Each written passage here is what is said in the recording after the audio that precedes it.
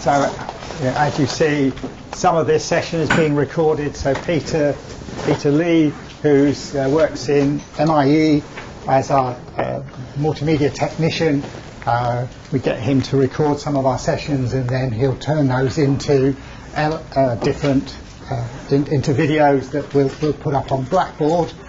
So that's one way of actually providing, so if people can't make a session, we can do that. We also have lecture capture in this room as well, so it's a kind of double jeopardy in a way, I realise, but I think it's useful to think about those different technologies in the way they work and what value they have. So for example, I mean, a lot of my teaching that I do on a regular basis, a lot of mine is group work. So when we have, a lecture capture facility, it's actually quite difficult to capture that kind of material. So we'll actually look at different technologies anyway. So another way of doing it is obviously through the Blackboard space. The Blackboard space has all of the materials in it that you'll need in terms of links. A couple of people reported that links weren't working, but as far as I'm concerned, I've checked them on a couple of browsers and they appear to be okay. So if you're still having difficulties with those links, then respond back on the discussion groups. So there are discussion groups. We kind of expect people to engage with those discussion groups, but this is part of the experience of doing a course unit like this. We try and replicate processes that we think are valid and valuable, that reflect the kind of practices that you see in higher education. The team that works on this course unit consists of, I'm what referred to as an academic in the institution. I do research into learning technologies. My background is in English language teaching, TESOL, EFL, whatever you want to call it, with a shift towards using digital technologies increasingly over the years. And now most of my work is more generic, but I still have a sort of fairly significant foothold in the language teaching world. So I'm Gary Motteram, by the way, just in case that wasn't obvious. And then Helen, who kind of represents the e-learning team, so we work in tandem on this course unit. I don't, some people sort of see me as the course leader, but I don't try not to see it in that kind of way. It's supposed to be about people working together. So again, it's that relationship that we have. So for a long time, I was e-learning person for CertEd as well. So that was something I did on a regular basis. Sat on loads of committees over the years doing that kind of thing. So this is the way that we try and do this module. So it's partly about these sessions, but there's quite a lot of other stuff that goes on around it, and we recognise people are busy. At the same time, it's not like a sort of undergraduate or postgraduate course. It's much more to do with.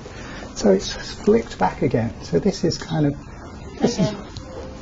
We back onto it again.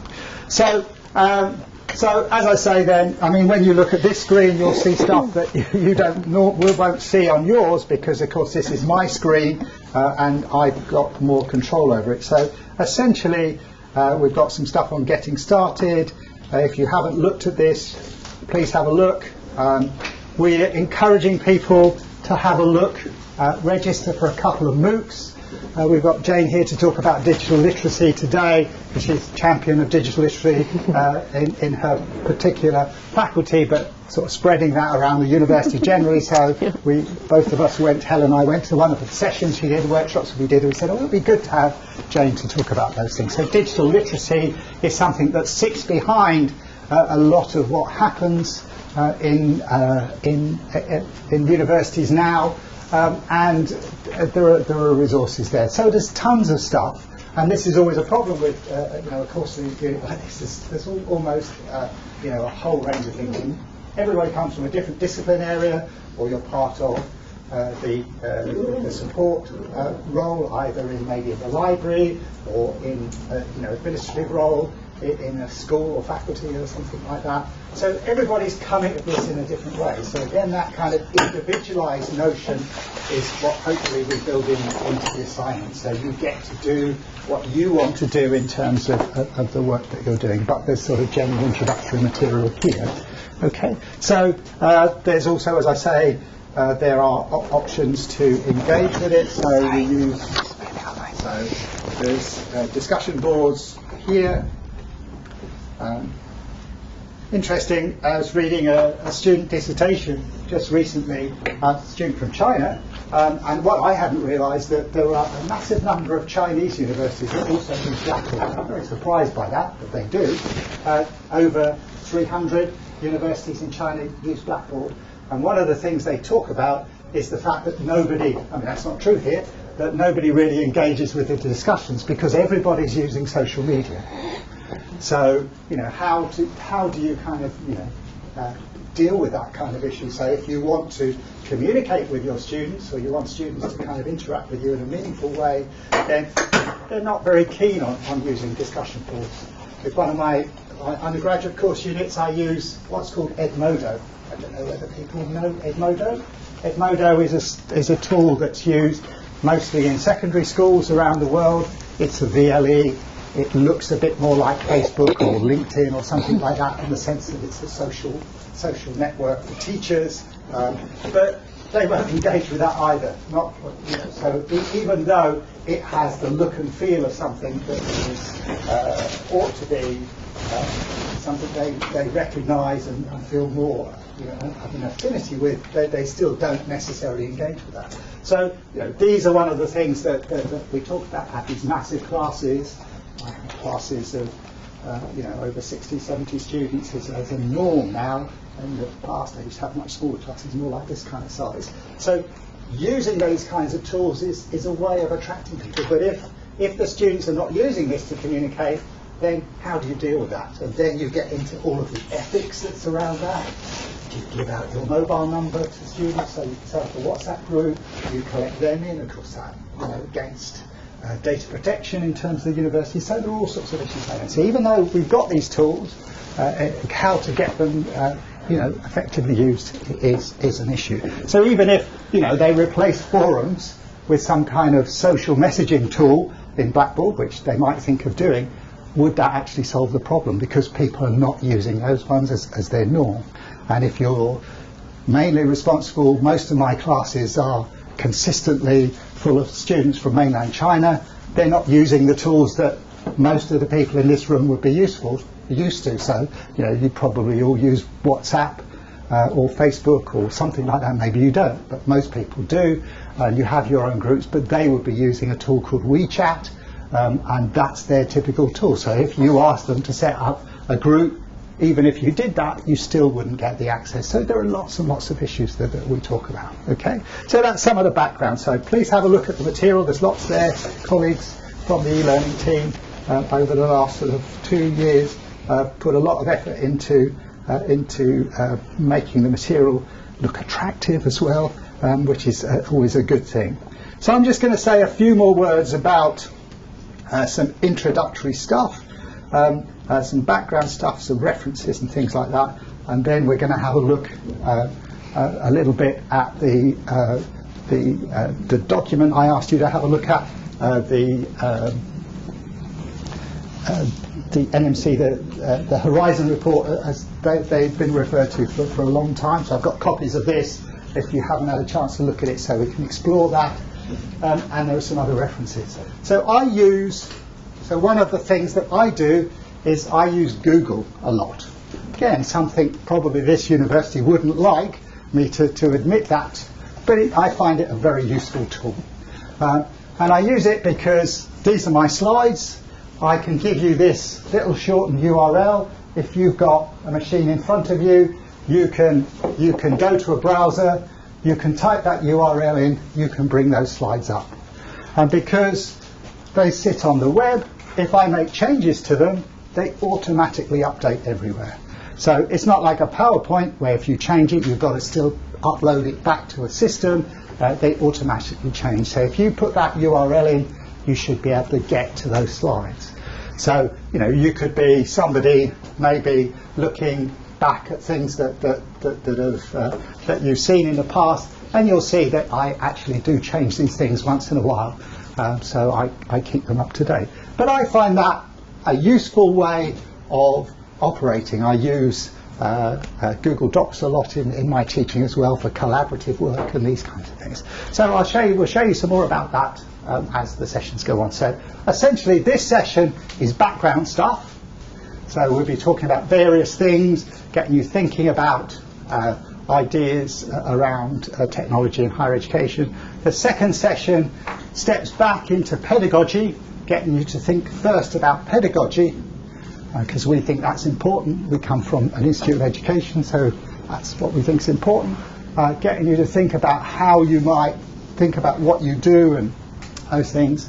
And then in the third session, we come back to technology. So we have a series of presentations from different people around the university who we think have done some interesting things with a whole range of technology. So the humble blackboard right up through to sort of the latest virtual reality. So there's quite a kind of a range of ideas there. Okay, so has everybody managed to get to that can do it? You might be able to see it. The other reason for doing this is because it's a big room, and for some reason people insist on putting these little miniature screens at the front.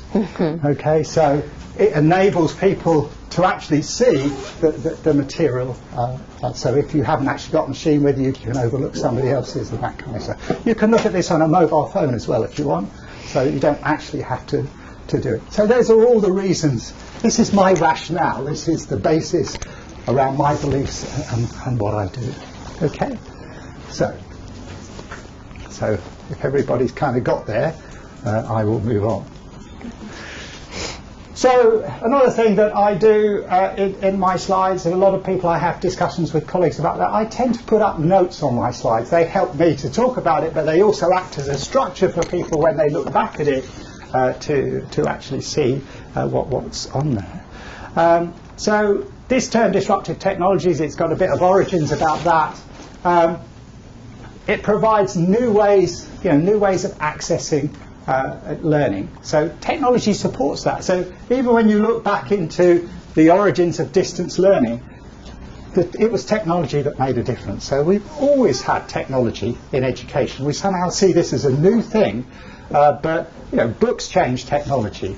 The slate, the blackboard changed technology. Going back to the origins of writing, the reason why people started writing was actually to record financial information, financial transactions in markets in the Middle East. So the clay tablets that were some of the original bits of writing actually were a technology as well. So a major sort of change that we see in distance learning is when we were able to, in the 19th century, actually send materials out by post. Okay, so Pittman and other people were doing similar kinds of things. So there's a history. So we go through this.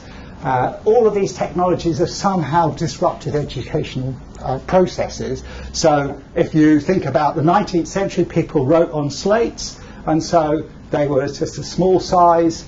People rubbed them out, so a lot of rote learning occurred. You actually see that now in primary schools again. So when I go into primary schools, what we have now is the modern slate. It's a plastic white, mini whiteboard with pens. So we're still using the same technology in schools that people used in the 19th century. And of course, you've got your modern slates in front of you. So all of you got modern slates. Some of you can write with expensive pens on those as well. So all of the time, all of these changes make a difference. So we slipped from distance learning into online learning. So the fact that we have the internet, that kind of changed the process. People started thinking differently about what happens. But there is a tendency, of course, just to reinvent the wheel in a new technology. So if you're just simply putting PowerPoints into a Blackboard space, it's not very creative. And that's the sort of thing that tends to happen. We then had a move, this OERs, Open Educational Resources. So if you've had a look at the Horizon report at all, you'll see that in 2018 they talk about this idea again, that open educational resources are going to change the nature of what we're doing in higher education. These led into MOOCs.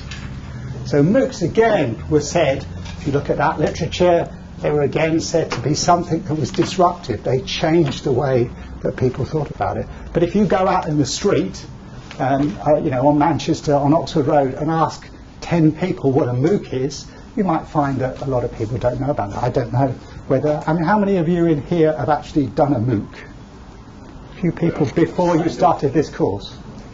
You started them. You've never finished one? Okay. Right, well, yeah. So you get these kinds of things. So again, this notion that things change stuff. So we have lecture capture that I mentioned before. So in all the main teaching rooms around the campus, all of the lectures are recorded. Maybe people don't know that. You can choose to have them recorded or not. And then that led to what people now refer to as the flipped classroom. So again, I don't know whether that's a term you've come across, but that notion that you do stuff outside of the room beforehand, and then you come into the room and you do stuff in the room. So that's essentially a kind of model that we have. Now, I think that that's actually a model of higher education that's always existed. But people give it a new name, and then it's given something else. So there are lots of questions. So people do talk about the notion that technology disrupts. It does change things. But how fundamentally does it actually change the learning processes? And that's the kind of thing that I'm interested in the academic work that I do. So, in a way, that says the same sort of stuff. So, in the middle paragraph, it talks about sanctioned technologies. So we do get into this bind in universities where you have to use the corporate tool. Now, you'll see I break that rule all the time. And I feel quite happy doing that. Nobody's ever caught me doing that, particularly, even though I say that I do it all the time. I announce this on a regular basis that I'm using tools that I'm not really allowed to use, but nobody's ever sort of told me off about it. But essentially, you have those kinds of things that are agreed on in the university. So, for example, this summer, the library probably went through a long process over a number of years, and they've changed the reading list system. For me, it's caused some massive headaches because of the issues around actually getting the right numbers of digital books available, because it's opened the can of worms that is, if you buy a copy of a digital book from one publisher, it allows anybody to access it. If you buy it from another publisher, that's one copy. And so whereas I was under the mistaken assumption that all of these core books on my reading list were actually available to all of my students, I soon found out that wasn't the case. So those kinds of things, processes that have gone through in universities happen, and they make a change to what you do, and also make your students happy or unhappy. So if you work on a course where everything's digitally available, they're very happy with that. They don't like trekking into the physical library and getting books anymore. Most of my students don't do that. But we use a whole load of things, as I've said, and you'll see some of those fascinating stuff that people have done in different faculties around the university about the way that they've integrated all sorts of tools into the teaching. They do things like Wikipedia or social media. But this isn't usually supported, so people like me end up doing that sort of stuff because they're interested in it, and because they want to do it in their teaching. For other people, that they might not feel so confident in doing that. So a couple of case studies. This was one, the Arizona State University, who probably maybe people who've been around for a while might remember this. We made a connection at one point with Arizona State University as Manchester University, partly because the way that they were trying to change their campus. So they were saying, they're a big university in the States, and they have a lot of students, large numbers of students, and a lot of them have to travel a long way to come into classes. So they wanted to shift the way they did things, and they invested a lot of time and effort into doing that. And they've become very successful. So the key disruption there was that lots of on-campus students were then taking online courses. Now, I'm not sure, even though we've gone down that route, we've got Manchester Worldwide now, I'm not sure how many on-site students take the courses in that kind of way. So it's not offered in the same sort of way. So Manchester's taken a different route in terms of doing that. So maybe it hasn't disrupted Manchester in the same way. So that idea that, you can shift the way that people sort of learn in doing those, making those changes, it doesn't necessarily work. Then we have the Manchester, that's not right, is it? I haven't got my apostrophe right. The Manchester Student Life Cycle Project. That's something that's going on in the background. It's been running now for 3 or 4 years. I'm not conscious that, maybe it's had an impact on students if you look on the web pages. So that's something that's attempting to change the nature of the way that Manchester is in terms of what it does. So it's trying to disrupt things. I'm not sure where that's going. So it's interesting to see how these things. So this is another one where you have, trying to sort of change the nature of the way that education is delivered. So this is a different model. So in this case, they're trying to work with the private sector essentially to re-engineer education, because a lot of materials produced. Universities struggle to produce high quality materials, distance learning materials. Often people like me create that kind of material. It's often published, but we have limited access to that. We have to buy it back through the library. So, and the drivers for doing that kind of thing, that kind of stuff, is this idea of the democratization of knowledge and access and all that kind of stuff. I mean, as I was saying to some of my undergraduate students this morning, why do we, I'm telling you stuff here. Now, you can find all this stuff out for yourselves now. You can look on your, your mobile devices, and you can find all this kind of information. So in what sort of way do universities really represent the information age and the kind of materials that are available? Okay, so this is another link that might be useful. So this is an academic, Steve Wheeler. He's based in the UK, and he talks about different aspects of e-learning and the influence that Web 2 or social media is having on it. So he's talking about social media, and he's talking about whether education will survive the growth in social media. There's an academic who works at the Open University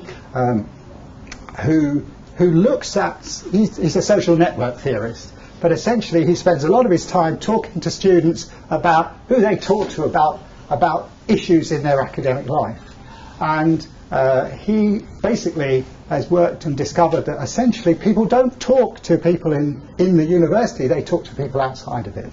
So they often don't even talk to people on their courses. They'll talk to their friends, they'll talk to their parents, they'll talk to people at other universities. They don't often refer to students. So it begs the question again of what's the function of the academy. So Wheeler talks about this is a kind of a bit of a history lesson, and we're still in this age really of VLEs. They're fixed, they're old tech.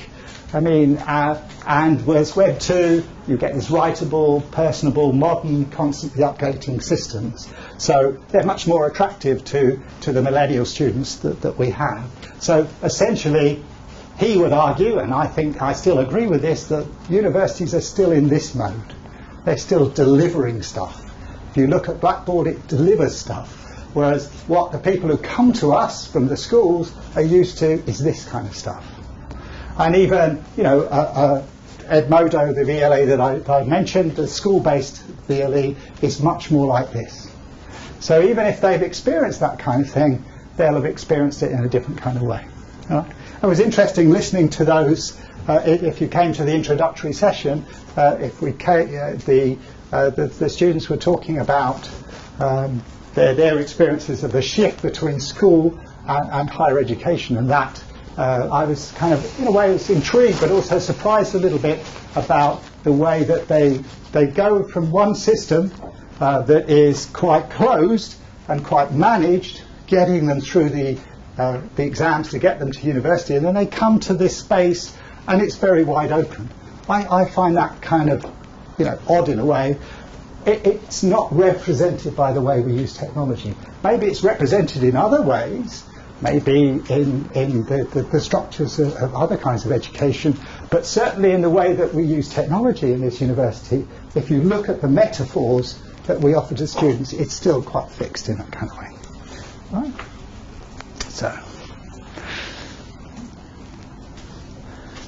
So, these are just some ideas that I came up with. So I'm just trying to be a bit controversial here in terms of sort of, getting you to sort of think about things. So I think this is what Wheeler was implying, and I was thinking through these ideas.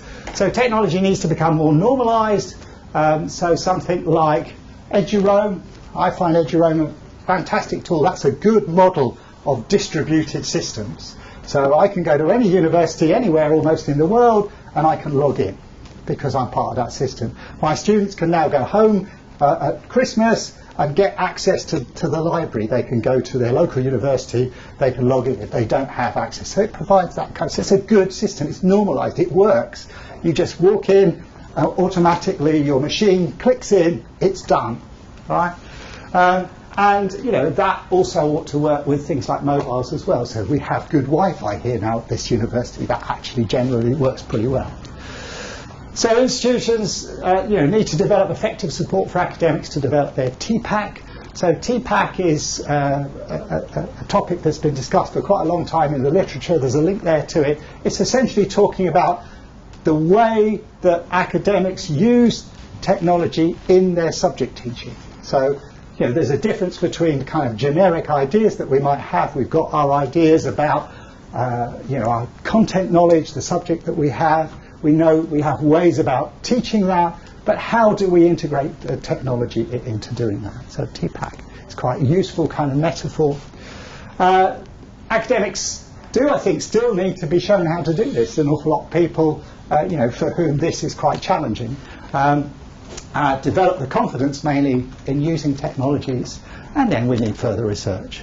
So I would argue that one of the things that stops this is there isn't enough grassroots development. So it tends to be nice things happen sometimes, but they're often serendipitous. But we don't see that that groundswell of ideas that actually impact on the institution. They might impact locally in schools or departments or in faculties, but they don't impact across the university. Okay, so that's just a basic introduction. So, and I've probably spent too much time doing that. You didn't tell me off. Linda would have told me off for going on too long. So, what I want to spend just a little bit of time, just so that you're familiar with this document, because these are quite useful. Anyway, just have a look if you haven't had a chance to look at this. This is an American document, but it still reflects. There's some links to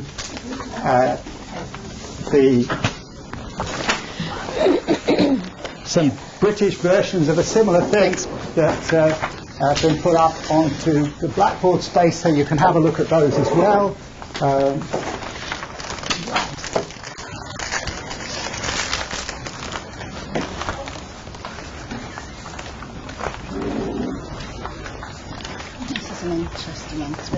Peter? So I'm not quite sure what's going to happen to these now because they've been taken over by a different company, but they were a regular yearly update of the kinds of things that a group of people thought, a group of knowledgeable people in the world thought might happen in the next 3 to 5 years in education.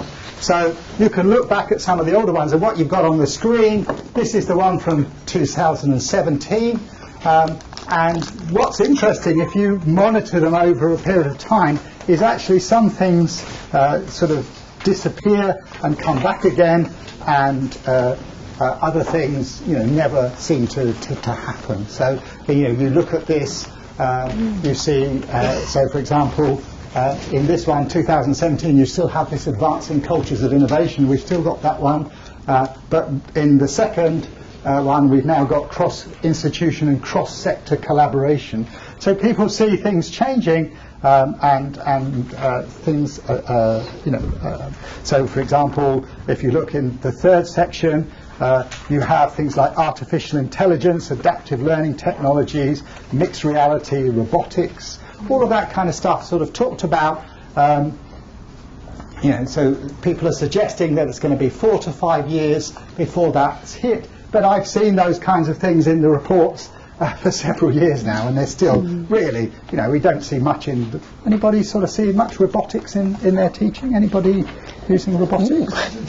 Not yet. So really interesting. I don't know if any of you watched it was Sue Perkins went to Japan recently. Anybody see that on the TV?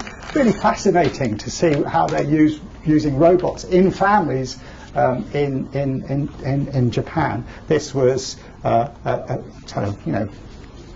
typical kind of Japanese family. They had a robot that supported their children's learning, and they had a robot dog as well. Right? So in some parts of the world these things are happening, but maybe not here. I'm not conscious those sorts of things are happening in higher education in the US either, not that I'm aware of it. AI maybe, but maybe not. So this is just a summary of the ideas. So if you've had a chance to look at that, you may have some points about it. But these are the sorts of things that people are talking about at the moment that might be making a change. So, but you've got to be careful that you don't take this, as a given, because it's not necessarily happening everywhere. Okay. So one of the things I think is important, and that's been around for a while, and again it's a sort of consistent. So if you look on page 7. So one of what they call the wicked challenges is rethinking the role of educators.